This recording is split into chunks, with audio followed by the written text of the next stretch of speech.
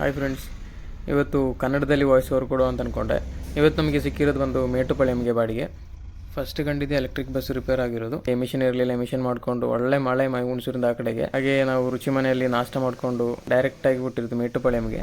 ನಾವು ಸತ್ಯಮಂಗಲ ಘಾಟ್ ಇಳಿಯುವವರೆಗೂ ನಮಗೆ ಮಳೆ ಸಿಕ್ಕಿದೆ. ಮಳೆ ಇರೋದ್ರಿಂದ ಡ್ರೈವಿಂಗ್ ಏನು ಟಯರ್ಡ್ ಆಗಿಲ್ಲ. ಇದು ಒಂದು ಗೇಟು, ಇಲ್ಲಿ 20 ರೂಪಾಯಿ ಎಂಟ್ರಿ ಫೀಸ್ ಇರ್ತದೆ. ಹಾಗೆ ಘಾಟ್ ಸ್ಟಾರ್ಟ್ ಆಗಿದೆ. ನಮಗೆ ಇಲ್ಲಿ ಟಿ ಪಿ ಕಟ್ಟೋದು ಬಂದ್ಬಿಟ್ಟು 3750 ರೂಪಾಯಿ ಟಿ ಪಿ ಬರ್ತದೆ 3 ಟನ್ ಕೆಳಗಡೆ ಇರೋ ಗಾಡಿಗಳಿಗೆ. ಹಾಗೆ ನಾವು ಮೇಟುಪಾಳ್ಯಂ ತಲುಪಿದ್ದೀವಿ ಗುಜಿರಿಗೆ. ಹಾಗೆ ನಮಗೆ ಬೇಕಾಗಿರೋದು ಐಟಮ್ ಎಲ್ಲ ತಗೊಂಡು 7 ಗಂಟೆಗೆ ಅಲ್ಲಿ ವಾಪಸ್ ಹೊರಟು. ಟೋಟ್ಲಿ ಘಾಟ್ ಬಂದು 27 ಹೇರ್ ಪಿನ್ ಬೆಂಡ್ಸ್ ಇದೆ.